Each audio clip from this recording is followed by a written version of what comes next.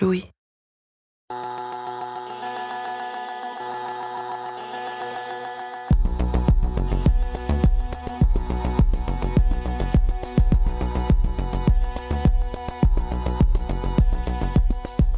Dans l'article 5 du préambule de la Constitution française, il est écrit « Chacun a le devoir de travailler et le droit d'obtenir un emploi ».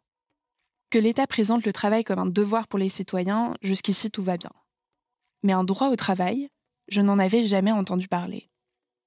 Du coup, en creusant un peu, j'ai appris que le droit d'obtenir un emploi, ce que ça veut dire concrètement, c'est que les pouvoirs publics doivent mettre en place une politique permettant à chacun d'obtenir un emploi. C'est notamment ce qui justifie l'existence de Pôle emploi. Sur le site viepublique.fr, on peut lire que si le droit au travail existe bel et bien, je cite, « Sa portée juridique est très limitée. Par ailleurs, les difficultés économiques qui pèsent sur l'emploi en France depuis les années 1970 ont rendu ce droit encore moins effectif. » Dans ce nouvel épisode de Travail en cours, Hélène Lefrançois s'est rendue dans des territoires, en France, où l'État a lancé une expérimentation qui vise à faire de ce droit au travail une réalité. Les territoires zéro chômage de longue durée. Je suis Louise Emerlé. Bienvenue dans Travail en cours.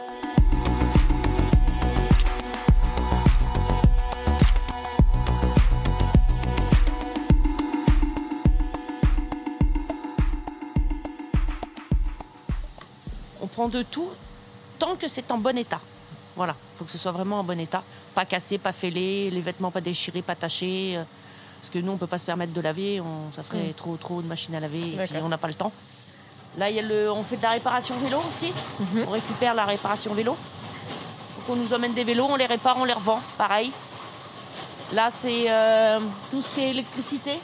Les micro-ondes, les cafetières, les frigos, les machines à laver, tout ça, on teste et on revend pareil. Là, c'est les jouets, le tri-jouets. Ça, par contre, on est débordés. Ça, c'est les jouets. Les gens aiment bien acheter du neuf, en fait. La recyclerie de Pipriac est un magasin de seconde main comme un autre, et plutôt bien organisé. Il y a une enfilade de meubles en bois, un coin vêtements avec une cabine d'essayage, et des bacs avec des vinyles de Johnny Cash et des DVD d'Undo Stress. Sa particularité, c'est qu'elle fait partie d'une EBE, une entreprise à but d'emploi. Des entreprises comme ça, il n'en existe que 13 en France. Leur rôle, c'est d'embaucher en CDI et au SMIC les personnes volontaires au chômage depuis au moins 1 an. D'après les derniers chiffres de l'INSEE, en France, le taux de chômage est de 8%. Et parmi les 2,4 millions de chômeurs, 40% d'entre eux sont sans emploi depuis plus d'1 an et sont donc considérés comme des chômeurs de longue durée. Et encore, ce n'est qu'une catégorie administrative. Ce chiffre ne prend pas en compte le halo autour du chômage. Les 1,8 million de personnes qui veulent un emploi, mais qui ne cherchent pas activement ou qui ne sont pas disponibles dans les 2 semaines. C'est à ces personnes privées d'emploi depuis plus d'1 an que s'adressent les entreprises à but d'emploi. Elles ont été créées dans le cadre du projet Territoire zéro chômeur de longue durée. C'est parti d'une idée de l'association qui lutte contre la pauvreté ATD Quart Monde. Et en novembre 2016, l'Assemblée nationale a voté en faveur de son expérimentation, sur 10 territoires et pour une durée de 5 ans. De manière générale, on pourrait dire qu'il faudrait qu'on soit en capacité de gérer le problème du chômage en France mieux qu'on le fait. On a un niveau de chômage global qui est quand même élevé, un peu structurel, qu'on a du mal à faire baisser. On va dire que la problématique est encore plus forte quand le chômage s'installe et que les gens sont privés durablement d'emploi, effectivement. Pour revenir dans le système, c'est plus dur, Ça, c'est clair. Olivier Bouba-Olga est économiste de formation et professeur à l'université de Poitiers. Je l'ai appelé car en 2016, le ministère du Travail lui a demandé de présider le comité d'évaluation scientifique de cette expérimentation. Le principe de l'expérimentation, c'est d'expérimenter une nouvelle façon d'approcher la question du chômage de longue durée. Alors, chômage de longue durée ou, disons, la question de la privation durable d'emploi. Donc, on veut un peu raccrocher au système des gens véritablement durablement privés d'emploi. Le principe du projet, c'est de proposer un CDI payé au SMIC à tout demandeur d'emploi volontaire domicilié depuis au moins 6 mois sur le territoire concerné. Pour ça, il faut créer de l'emploi. Et l'enjeu, c'est de créer de l'emploi utile, qui rend service aux habitants de ce territoire, qui pallie un manque. Donc ça peut être de l'aide à domicile pour les personnes âgées ou de l'entretien d'espaces verts, par exemple. Les porteurs de projets disent finalement, c'est pas l'emploi qui manque, on a quand même des besoins sur les territoires qui sont pas couverts. Donc, on peut peut-être aussi essayer de voir dans quelle mesure on peut couvrir ces nouveaux besoins. Pour identifier ces besoins, sur chaque territoire, il y a une équipe qui travaille avec les entreprises locales, les élus, les structures d'aide à l'emploi et aussi les demandeurs d'emploi. Tout ce travail permet de créer une EBE, une entreprise à but d'emploi. On a à la fois ce qu'on appelle un comité local pour l'emploi, qui est chargé aussi d'identifier les personnes durablement privées d'emploi, de les informer, d'identifier le sous-ensemble des personnes qui sont prêtes à se lancer dans l'expérimentation. Et ensuite, l'entreprise, elle, est montée et a vocation à recruter ces personnes-là, à les accueillir. Une idée forte aussi, ça consiste à dire que les gens qui sont embauchés, c'est à temps choisi. Si une personne veut travailler à temps plein, elle travaille à temps plein. Si c'est temps partiel, c'est du temps partiel. Payé au SMIC et dans toute la mesure du possible. Alors, on s'est rendu compte, chemin faisant, que c'était pas si simple. Positionner ces personnes sur des activités dans lesquelles elles ont envie de s'engager. C'est-à-dire qu'on n'est pas là pour dire « toi, tu vas faire telle chose ». On est là pour dire à la personne et travailler avec elle quelles sont tes compétences, dans quel domaine tu aurais envie de t'engager, et à charge pour l'entreprise d'identifier sur le territoire des besoins non couverts dans lesquels les personnes pourraient mobiliser les compétences et puis aller vers des choses qui les motivent. Alors vous pouvez facilement le deviner, ce projet a un coût. Mais pour les porteurs du projet, ça peut être un investissement rentable pour l'État. Car selon leurs calculs, la privation durable de l'emploi coûte chaque année 43 milliards d'euros. En fait, l'idée, ça consiste à dire, finalement, le chômage, il coûte cher à l'État déjà. Parce que certaines personnes sont au chômage et ont droit à des prestations, des allocations chômage. Que le fait d'être chômeur, ça donne droit aussi parfois à des réductions de certains tarifs. Que d'autres personnes peuvent, toucher des prestations familiales aussi en fonction de leur situation, etc. Donc il y a tout un ensemble de dépenses faites par l'État pour ces personnes au chômage, pour les personnes privées durablement d'emploi. Donc ça, c'est ce qu'on pourrait appeler des dépenses passives, en fait. Dans le sens où c'est de l'argent qu'on donne aux gens pour qu'ils arrivent à vivre, ou parfois à survivre, vu les montants alloués. Et donc l'idée des expérimentateurs, ça consiste à dire, cette somme-là, ça pourrait financer en partie un emploi. Et donc, ce qu'ils ont fait avant de la mise en œuvre, avant que ce soit voté l'expérimentation, c'est qu'ils ont essayé de faire un calcul, alors c'est compliqué, pour voir un peu ce que coûtait un chômeur par an à l'État. Et ils sont arrivés à un certain montant de l'ordre de mémoire, 18 000 – 20 000 euros par an. Et donc, ils se sont dit, ça pourrait presque financer un CDI temps plein payé au SMIC. Et donc, l'idée, c'est de dire, plutôt que cet argent soit dépensé de manière un peu passive, on va activer ces dépenses passives. On va récupérer tout cet argent. Parmi cet argent, il y a aussi, par exemple, ce que versent les départements au titre du RSA, du revenu solidarité active. On va récupérer toute cette somme-là, etc. On va arriver à un certain montant. Et puis, on va monter donc ces entreprises à but d'emploi qui vont se lancer dans des activités et vont essayer de générer un peu de chiffre d'affaires. Eh bien, si on ajoute ce qu'économise l'État en remettant au travail ces personnes, plus le chiffre d'affaires généré par les entreprises à but d'emploi, eh bien, on arrive à financer un CDI temps plein payé au SMIC pour ces personnes. Sur le papier, c'est idéal. Alors, au bout de 5 ans, j'ai voulu voir ce que cette expérimentation apporte aux salariés de ces entreprises et dans quelles conditions on peut proposer un emploi à toutes et à tous. Cela appauvrissait les propriétaires fonciers et les employeurs et enrichissait les travailleurs, réduisant du même coup les inégalités. Je suis donc allée à Pipriac, une commune de 3700 habitants qui se trouve à 50 km au sud de Rennes.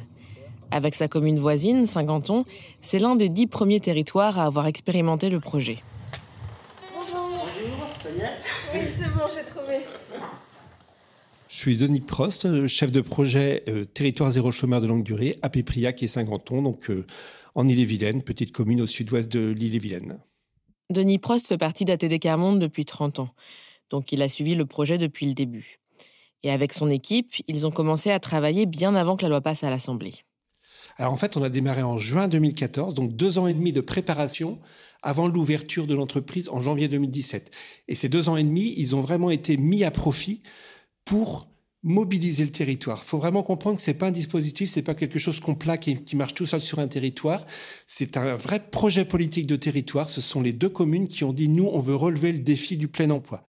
Et est-ce que vous avez eu des réticences? Est-ce que vous avez eu peut-être au début un peu de mal à convaincre les acteurs du bien fondé de l'expérimentation et de sa viabilité économique? Les objections de départ, c'était, premièrement, les chômeurs, vous allez en trouver 20 qui veulent travailler. Et en fait, non, depuis, on en a rencontré 280 et je peux dire que ceux qui nous ont dit non, ils se comptent sur les doigts de la main. Donc, c'était la première objection. Il fallait montrer que les chômeurs ne se complaisaient pas dans leur situation, mais la très grande majorité souffrait d'être au chômage et demandait qu'une chose, c'était de travailler. Deuxième objection, vous allez avoir de la main-d'œuvre à prix cassé, vous allez nous faire de la concurrence déloyale, donc réaction des entreprises. Donc il a fallu convaincre de la sincérité de notre démarche, que ça ne nous intéressait pas du tout de piquer le boulot des entreprises, parce que c'est pas ça qui ferait reculer le chômage, que nous on cherchait le travail qui n'était fait par personne pour vraiment créer de l'emploi en plus, parce que si on veut faire reculer le chômage, il faut aller créer du travail nouveau. Pour les EBE, la main-d'œuvre coûte moins cher parce qu'elle est financée en partie par les fonds publics. Le coût de l'emploi dans une EBE est estimé à 26 000 € par salarié à temps plein par an. Pour chacun d'entre eux, l'État verse 18 000 €. L'entreprise à but d'emploi complète les 8 000 € restants avec son chiffre d'affaires et les autres financements qu'elle trouve. Ce modèle économique permet aux EBE de se tourner vers des activités non rentables ou semi-rentables que les entreprises classiques ne peuvent pas couvrir. Sur le territoire de Pipriac-Saint-Quenton, l'EBE s'appelle TESEA. Je suis allée rencontrer son directeur à son siège social. C'est un ancien appartement improvisé en bureau, juste au-dessus de la poste de Pipriac. Bonjour. Vous avez trouvé? Oui, c'est bon. Allez-y, montez. Merci beaucoup.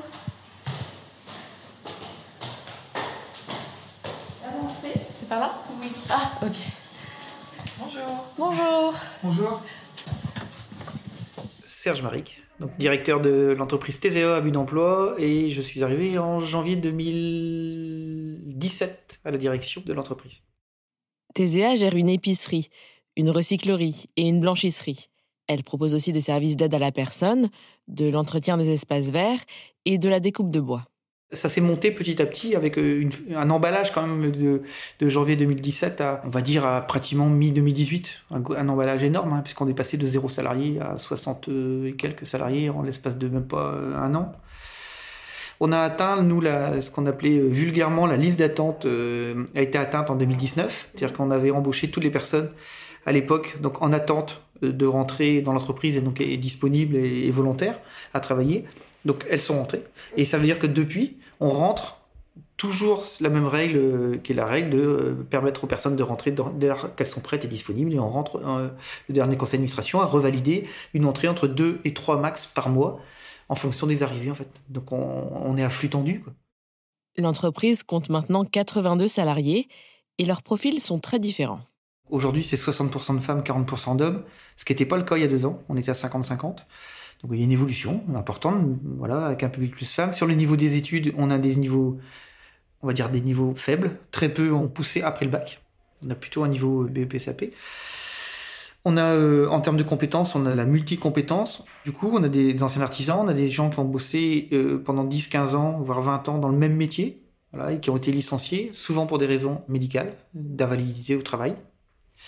On a tous les âges, puisque notre plus jeune salarié doit avoir 24 ans, notre plus vieux a 60...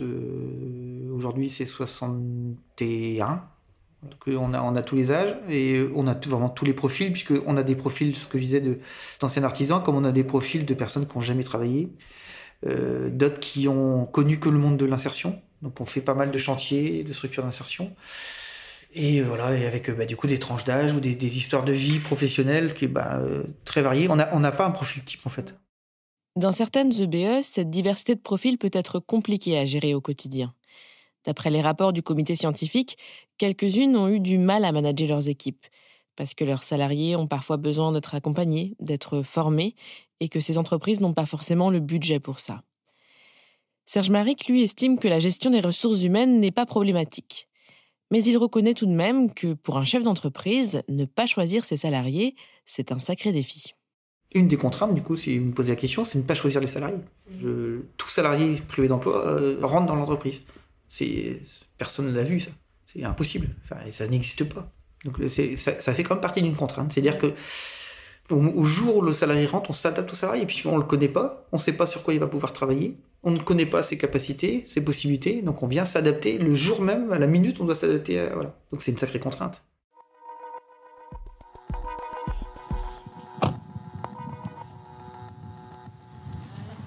Bonjour. J'ai rendez-vous avec Nathalie. Elle est à l'intérieur. Elle est à l'intérieur ? Oui, oui. Ouais, d'accord, ok.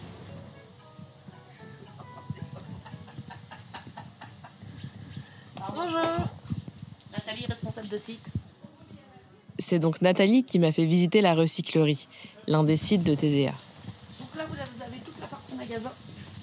Donc il y a des meubles, des canapés, des livres, enfin il y a de tout, quoi. Ok. Et là, on arrive dans la partie dépôt. Et alors, ça fait combien de temps que la recyclerie existe ? Elle était là avant l'expérimentation, si j'ai bien compris. Ouais, ça fait 6 ans ou 7 ans qu'elle est là, la recyclerie. Pas à cet endroit, hein, parce qu'on a déménagé. Mais ça fait 6 ans qu'elle existe sur Pipriac. Et ça fonctionne du feu de Dieu. Avant, ils étaient que 2. Ah ouais, donc c'est Maintenant, on est 8. Oui. Donc ça doit changer quelque chose ça change, en termes oui. d'efficacité. C'est pas pareil. Parce qu'à 2, ils n'avaient pas trop le temps de trier, donc ils mettaient les cartons comme ça. Et c'est compliqué de tenir une recyclerie quand on n'est que 2, quoi. Il y avait des bénévoles, mais ils viennent qu'une demi-journée par-ci, une demi-journée par-là. Que nous, on est 8 salariés, ils travaillent 35 heures. Le tri est vite fait, quoi. En une journée, ils peuvent vider une caisse et ranger tout dans la boutique. Là, c'est les bibelots. Marie-Louise, ma collègue, qui est là pour trier. Et c'est pareil aussi, elle trie, elle nettoie et hop, tout de suite en magasin. Je m'appelle Marie-Louise, je travaille à TSEA depuis 3 ans. Voilà, et je fais des prestations extérieures, école, le car, arrivée et départ des cars pour les enfants, ne sont pas de car. Et je suis à la cantine. Voilà, c'est une prestation de TSEA. Donc vous êtes à mi-temps à la recyclerie et mi-temps... Oui, à peu près, oui. Alors vous êtes arrivé à TSEA il y a 3 ans. Oui. Comment est-ce que vous avez entendu parler de cette entreprise ?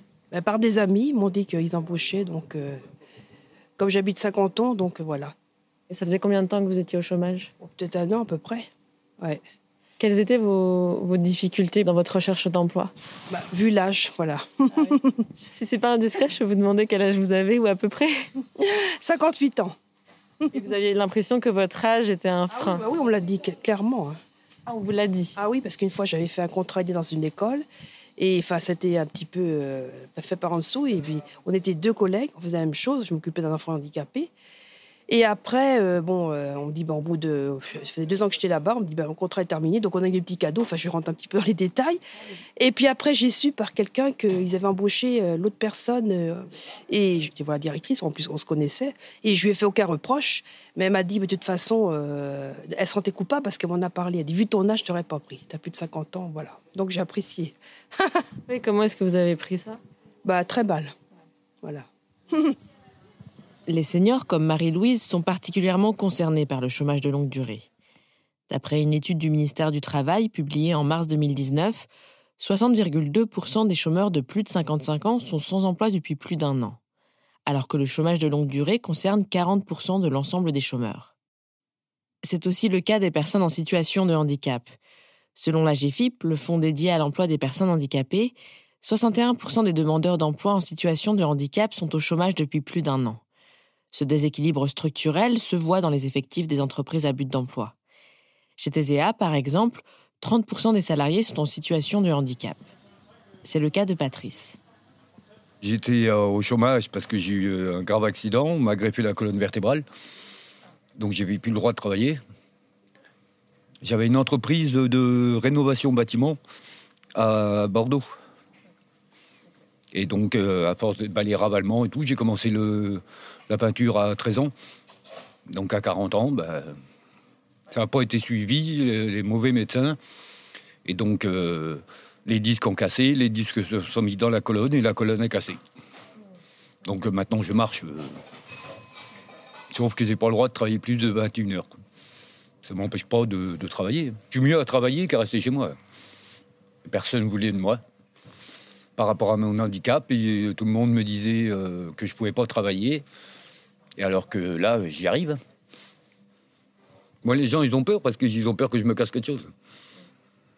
Les gens, ils me voient sortir de chez moi pour venir travailler, ils m'ont peut-être plus de feignant. Depuis l'âge de 40 ans, on me traitait de feignant parce qu'à 40 ans, je marche normalement. Vous voyez pas que j'ai des plaques partout. Moi, je le sens parce que j'ai des cachets à prendre et tout, mais sinon, ça se voit pas. Donc les gens me disaient, regarde-le, à 40 ans, il va traîner plutôt que d'aller bosser. J'étais dans un petit bled dans le 56. Mais les anciens et tout, ils n'étaient même pas capables d'aller travailler.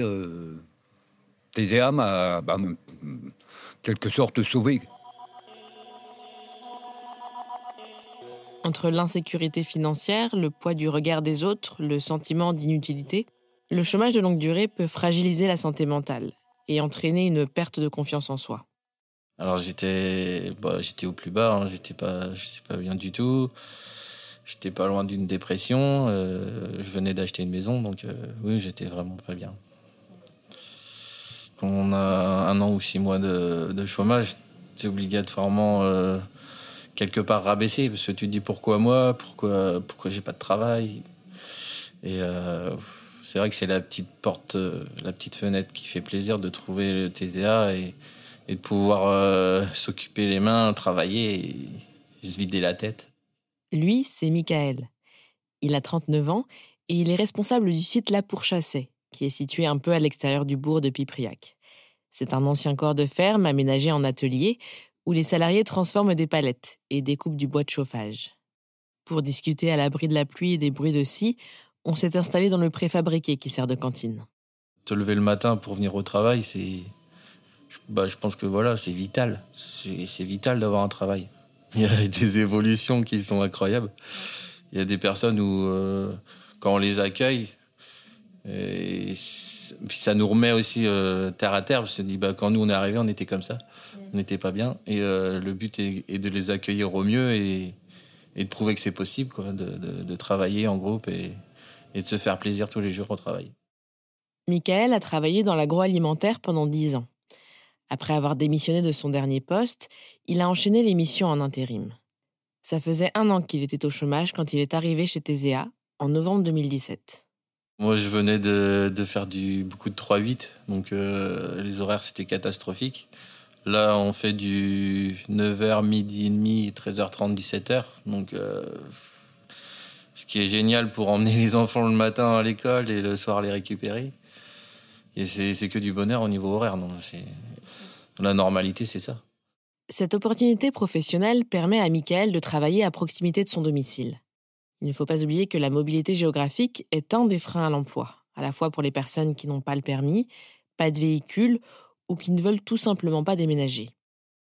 En se concentrant sur un petit territoire, cette expérimentation se présente comme une réponse à ce problème, car elle crée de l'emploi là où les chômeurs sont. Vous teniez à rester à Pipriac, ou du moins aux alentours. Pour quelle raison vous êtes attaché à ce territoire ? Alors, 1, parce que j'ai acheté ici. Et 2, parce que maintenant j'ai mon enfant qui est à l'école à Pipriac. Donc, le bouger d'école, redéménager. Non, pour moi, c'est important qu'il y ait une stabilité pour tout le monde, que ce soit pour nous ou pour mes enfants. Et ma femme aussi, qui maintenant travaille au niveau de Langon, donc c'est juste à côté. Il n'y a pas intérêt à ce qu'on déménage ou quoi que ce soit. Pour une grande partie des salariés des EBE, l'expérimentation a permis d'améliorer leur qualité de vie. Et c'est sur ce point que les défenseurs du projet insistent. Olivier Bouba-Olga parle d'externalités positives. Ça veut dire des effets induits par le retour à l'emploi qui ne relèvent pas stricto sensu de la question de l'emploi. Par exemple, l'idée, c'est de se dire, si on ramène des gens à l'emploi, ils vont peut-être prendre mieux soin de leur santé. Et donc, à terme, ça va permettre de faire des économies pour le système de santé. Autre externalité positive, c'est des gens qui retournent à l'emploi. Peut-être que certains vivent en couple avec leurs enfants, sont dans une situation, se sentent un peu rejetés. Psychologiquement, ça peut être difficile. Les relations peuvent être tendues avec le conjoint, avec les enfants, etc. Bon. Le fait de retourner à l'emploi, ça peut aussi rehausser l'estime de soi de ces personnes-là, améliorer les relations au sein du couple, au sein de la famille. Et donc peut-être, améliorer la scolarité des enfants, qui après... Vous voyez l'idée. Donc il peut y avoir plein d'implications, alors qui sont très difficiles à mesurer, du retour à l'emploi. Ça peut réduire, peut-être il y a des gens au chômage qui se sentent un peu désœuvrés, qui peuvent tomber aussi dans des problématiques de santé, d'alcoolisme par exemple, ou un peu de délinquance, enfin voilà. Donc on se dit, il y a quand même tous ces éléments-là. Sur ce plan-là, pour Denis Prost, l'objectif est atteint sur le territoire de Pipriac à Saint-Quentin. C'est clair qu'aujourd'hui, on avait fait un bilan en 2019 où on a interviewé une trentaine de personnes qui étaient privées d'emploi, qui sont devenues salariées. Leur vie a complètement changé. La vie, pas seulement d'ailleurs des personnes qui sont embauchées, mais aussi de l'entourage, de la famille, des enfants.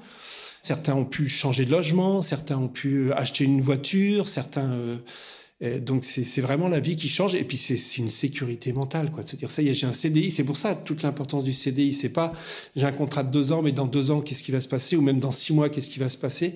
C'est enfin je peux me projeter. Et ça c'est vraiment énorme sur le plan moral. Donc on a cette dimension-là, et puis il y a la dimension sociale, quoi. C'est que le chômage, surtout le chômage longue durée, ça se caractérise par l'isolement. Et le fait de retravailler, et beaucoup l'ont dit, c'est pas d'abord le salaire, mais c'est le fait de recréer des liens, d'avoir des collègues, de se refaire des amis, de retrouver une vie normale. Donc ça, c'est une dimension vraiment très importante. Tout ça, c'est des choses qui sont ressorties, en fait, quand on a rencontré les salariés. Le bénéfice, il est vraiment, le bénéfice humain, il est énorme, et c'est d'abord pour ça qu'on a fait ce projet. J'ai découvert déjà mes capacités, que à la base je suis un peu introverti, un peu timide, on va dire. Et le fait de devenir responsable, donc il faut s'élever et montrer aux autres que on n'est pas là pour rien, quoi, et que oui, il faut tous les jours être présent et faire avancer aussi TESEA, parce que c'est important que tout ça monte. Au bout de 6 mois, Michael est passé responsable de site. Ça veut dire qu'il gère entre 5 et 15 personnes, il briefe les nouvelles recrues et il s'occupe aussi des entreprises qui font appel à leurs services. Mais il ne gagne pas plus que ses collègues. Mais on a quand même 8 jours de congés en plus. C'est la petite différence qu'on a. Donc déjà, tu dis ouais, c'est un petit plus, mais c'est une récompense. Le fait qu'il n'y ait pas de progression salariale dans les EBE, c'est quelque chose qui dérange à la CGT. Au téléphone, Patrice Bossard, qui est membre de la commission exécutive, m'a expliqué que comme il n'y a pas de convention collective dans les EBE, les salariés n'ont pas d'augmentation de salaire, ni de reconnaissance de leur qualification. Pour le syndicat, ça peut poser problème au niveau de l'encadrement managérial. Certains responsables ont les qualifications, mais ils n'ont pas le salaire qui va avec, et d'autres salariés n'ont pas les qualifications. Michael voit les choses un peu différemment. En un mot, pour lui, c'est mieux que rien. Moi, quand je suis arrivé, le SMIC, ça m'allait très bien. Au contraire, si tu passes de 0 à 1230, je pense que les gens qui l'ont pas vécu, ils ont du mal à comprendre peut-être. Il y a certaines personnes qui peuvent dire que nos activités, certaines activités qu'on fait, sont dans d'autres entreprises mieux payées. Mais nous, pour certains, c'est inespéré déjà de travailler. Donc, si vous cherchez du travail, n'hésitez pas. C'est un très beau tremplin, je pense. Donc, voilà. Vous voyez ça vraiment comme un tremplin vers autre chose? Oui, maintenant. C'est vrai que ma première année, ma deuxième année, j'étais vraiment la tête dans le guidon, comme on dit, au travail. Et comme je disais tout à l'heure, maintenant que je suis stable, si on me donne un tremplin comme moi, j'ai envie d'évoluer, je ferai pas, genre, je veux pas retomber, faire quelque chose de banal. Je veux vraiment faire un truc que j'aime, parce que c'est important pour moi. C'est de faire un truc que j'aime, parce que j'ai jamais fait quelque chose que j'aimais. Et oui, si je peux faire un tremplin, je ferai un tremplin. Et c'est plus clair depuis quelques temps. Parce qu'au début, c'était un peu difficile parce que vous vous formiez, parce que le rythme... En fait, oui, et puis comme j'étais vraiment au travail pour l'argent, au début, et le moral est revenu petit à petit, et c'est vrai que maintenant, les épaules sont plus droites, on va dire. Je suis plus à commencer à voir l'avenir, mais ça fait toujours peur aussi, le tremplin de partir ailleurs. Mais oui, je pense que j'espère me former un peu plus, parce que là, je suis encore, on va dire, tout frais, tout jeune. J'aimerais être moniteur. J'aimerais être moniteur, soit de personnes handicapées ou de personnes en difficulté, ou même d'enfants éducateurs. Mais oui, toujours avoir un groupe avec moi et guider les gens. J'ai compris que j'aimais ça et voilà quoi. Ce qu'il est important de préciser, c'est que les EBE n'ont pas vocation à faire de l'insertion professionnelle. Ce n'est pas dans leur cahier des charges. L'objectif, c'est vraiment de créer de l'emploi et d'embaucher toute personne volontaire. Donc cette opportunité professionnelle est une solution durable pour certains salariés. C'est souvent le cas des personnes qui arrivent en fin de carrière, comme Marie-Louise. Ça peut aussi l'être pour les personnes en situation de handicap, qui, comme les chiffres le montrent, sont écartées du marché du travail. D'autres salariés, comme Michael, voient l'EBE plutôt comme une passerelle. Et dans les faits, certains salariés finissent par intégrer une entreprise classique. Pour l'instant, ce rôle d'insertion ne fait ni partie des objectifs de l'expérimentation, ni de la stratégie des EBE. C'est d'ailleurs l'une des recommandations du comité scientifique d'évaluation. Anticiper la transition entre l'EBE et l'entreprise classique et mieux accompagner les salariés. Chez TESEA, Serge Maric le fait déjà de manière informelle. On va accompagner des personnes à sortir, ceux qui veulent, et puis on va dire ceux qui veulent pas, sortez pas, c'est pas grave. Enfin, on va pas le dire du coup. On va plutôt dire on continue à faire une entreprise à but d'emploi. Voilà, c'est ces deux choses qu'on fait. Mais il n'y a pas d'orientation prioritaire de dire on va sortir tout le monde.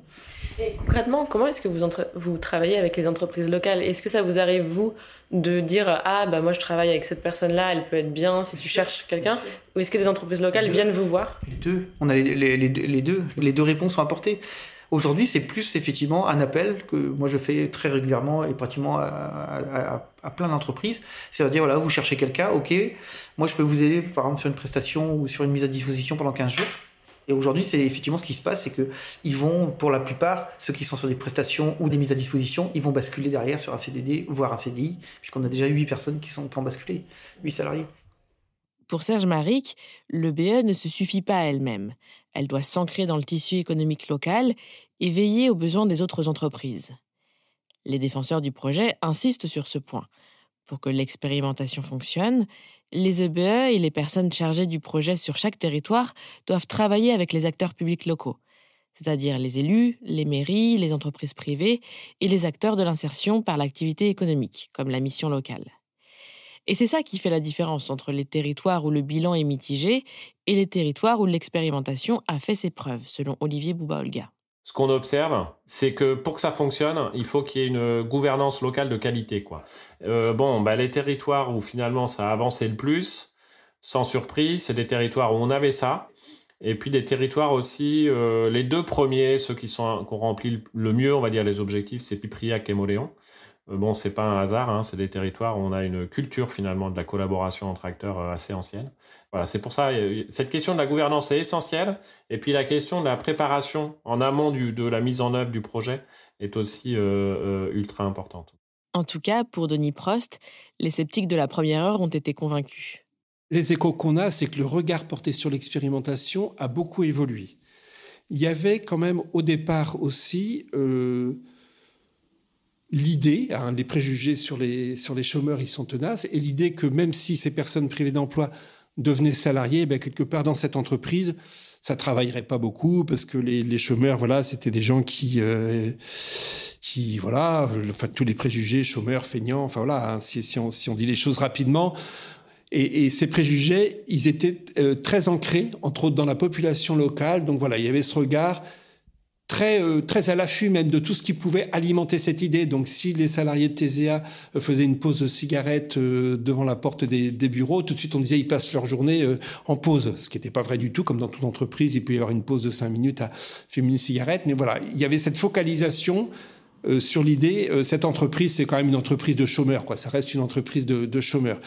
Et aujourd'hui, l'image de l'entreprise, elle a complètement changé. Pourquoi ? Parce que l'entreprise rend beaucoup de services au territoire. Elle a montré la qualité de son travail. Elle a montré qu'elle était tout à fait capable, comme n'importe quelle entreprise, de satisfaire ses clients, de faire des bons produits, de réaliser des prestations de qualité. Et du coup, le regard a vraiment évolué. Et aussi parce que les salariés de TESEA, certains sont sortis de TESEA vers d'autres entreprises et donnent satisfaction dans ces entreprises. Certains réalisent des prestations auprès des entreprises, des communes, et voilà, et montrent qu'ils travaillent tout aussi bien que n'importe quel salarié. Donc on a vraiment un regard qui a changé aujourd'hui. Et puis ce qui a changé le regard aussi, c'est que c'est un projet qui a vraiment boosté la commune, qui a apporté une dynamique dans la commune. Donc tout le monde en bénéficie. Et puis l'image du territoire des deux communes a changé. Fin novembre 2020, en plein milieu du second confinement, l'expérimentation a été prolongée de 5 ans et étendue à 50 nouveaux territoires. Cette nouvelle phase commence en juillet 2021. Elle doit permettre d'évaluer les répercussions sur le plus long terme et surtout d'ajuster ce dispositif. Parce que même si le bilan est globalement positif, les EBE n'ont pas toujours bien anticipé les choses. Par exemple, certaines d'entre elles ont embauché des personnes sans avoir d'activité à leur faire faire. Ou bien parfois, elles ont aussi manqué de moyens pour trouver des locaux, du matériel, former les salariés. Mais c'est surtout le modèle économique qui fait débat, comme l'explique Olivier Bouba-Olga. Ça coûte plutôt plus cher que ce qu'on pensait. Alors pour 2 raisons. La première raison, c'est que pour équilibrer le modèle, il fallait que les entreprises à but d'emploi génèrent environ 8 000 € par employé de chiffre d'affaires. Et on est plutôt à 3 000 à 4 000 €. Donc les entreprises ne génèrent pas suffisamment de chiffre d'affaires pour équilibrer le modèle. Est-ce que c'est parce que ça fait pas assez longtemps que les entreprises existent, qu'il faut leur laisser plus de temps? Ou est-ce que c'est structurel parce que les besoins à couvrir, finalement, c'est des besoins qui génèrent assez peu de chiffre d'affaires? On n'a pas vraiment la réponse. Au sein du comité scientifique, on est quand même plutôt à se dire que ça va être compliqué d'atteindre les 8 000 €. Donc ça risque d'être compliqué d'équilibrer le modèle avec le chiffre d'affaires généré. Donc ça, c'est un premier élément. Et le deuxième, c'est ce que j'ai commencé à dire, c'est-à-dire que parmi les personnes qui ont été embauchées, on a des gens durablement privés d'emploi, mais certains, finalement, n'étaient pas dans la case chômeurs de longue durée. D'autres ont renoncé aux prestations, des gens qui auraient droit à, mais qui finalement ne cherchent pas. Plus des gens qui vivotaient un peu, alors qu'ils faisaient un peu de travail au noir, etc. Et qui, pareil, n'allaient pas chercher des prestations, des allocations. Ben ça veut dire que vous avez toute une somme qui était prévue comme des dépenses de l'État faites pour ces personnes-là. Ben dans les faits, en fait, la dépense n'était pas faite. Parce que ces gens, par exemple, renonçaient à certaines prestations, etc. Et donc l'argent que l'État était censé économiser, ben, il en économise moins que prévu. Et donc quand on regarde ça, ben, ça pèse finalement, parce qu'on a pas mal de personnes qui étaient dans ce type de situation. Donc l'État économise moins que prévu, les entreprises font moins de chiffre d'affaires que prévu, et donc ça fait un modèle qui n'est pas équilibré, qui coûte à l'État. On partage l'idée que ça coûte plus que prévu, mais globalement au sein du comité, la position générale, mais c'est pas nécessairement grave, parce que ça permet de ramener à l'emploi des personnes qui étaient exclues du système. Et donc c'est en termes d'intérêt général et puis d'action de l'État pour atteindre un peu les gens vraiment exclus. Et donc ça coûte un peu, c'est pas forcément grave, mais il faut en avoir conscience. Depuis le lancement de l'expérimentation, ce sont 1004 emplois qui ont été créés. Et fin février 2021, les 13 entreprises à but d'emploi comptaient 826 salariés. Si l'expérimentation n'avait pas été renouvelée, les EBE auraient dû se débrouiller sans l'argent public et auraient sans doute été contraintes d'avoir recours à des licenciements économiques. Dans 5 ans, la question se posera à nouveau. Est-ce qu'on étend, on prolonge l'expérimentation? Est-ce qu'on arrête ou est-ce qu'on pérennise le dispositif? Et est-ce qu'on le généralise à l'échelle nationale? La position des porteurs de l'expérimentation, je la trouve plutôt pertinente. Ça consiste à dire l'enjeu, c'est pas de généraliser, parce que pour que ça fonctionne, il faut qu'on ait des gens très motivés sur les territoires. Et donc l'idée, ce serait plutôt de dire que c'est une réponse qui peut être pertinente pour certains territoires, pas pour tous.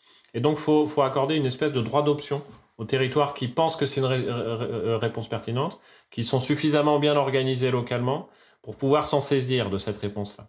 Et pour les autres territoires, c'est peut-être d'autres réponses qu'il faut pour le chômage de longue durée. Donc à charge pour eux d'aller piocher dans la besace des politiques publiques, peut-être un autre dispositif, une autre politique qui serait mieux adaptée. Donc ça me semble être une façon un peu nouvelle et plutôt intéressante de construire de la politique publique, on peut dire. Pour Olivier Bouba-Olga, cette façon de faire répond à une demande de décentralisation des politiques publiques et de différenciation territoriale. Et c'est ce que la première phase de cette expérimentation a montré. Les besoins à couvrir, le profil des demandeurs d'emploi, la cohésion territoriale varient d'un territoire à un autre. C'est d'ailleurs pour ça que les territoires intéressés par la nouvelle phase de cette expérimentation ont 3 ans pour déposer leur candidature, pour bien prendre le temps de préparer le terrain en amont et d'éviter les erreurs des EBE pionnières. Vous venez d'écouter Travail en cours, un podcast de Louis Média. Si vous souhaitez nous partager votre histoire par rapport au travail, vous pouvez nous écrire à hello@louismedia.com. Cet épisode a été tourné et écrit par Hélène Lefrançois. Cyril Marchand était au montage et à la réalisation. La musique est de Jean Thévenin et le mix a été fait par Olivier Baudin. Marion Girard est responsable de production et Maureen Wilson, responsable éditoriale. Mélissa Bounois est à la direction des productions et Charlotte Pudlowski à la direction éditoriale. Travail en cours, c'est tous les jeudis et vous pouvez nous retrouver là où vous avez l'habitude d'écouter vos podcasts. Deezer, iTunes, Spotify, SoundCloud. Vous pouvez aussi nous laisser des commentaires et des étoiles. Et si l'épisode vous a plu, n'hésitez pas à en parler autour de vous. Et si vous aimez ce podcast, découvrez les autres podcasts de Louis, Émotion, le Book Club, Injustice, Passage. À bientôt!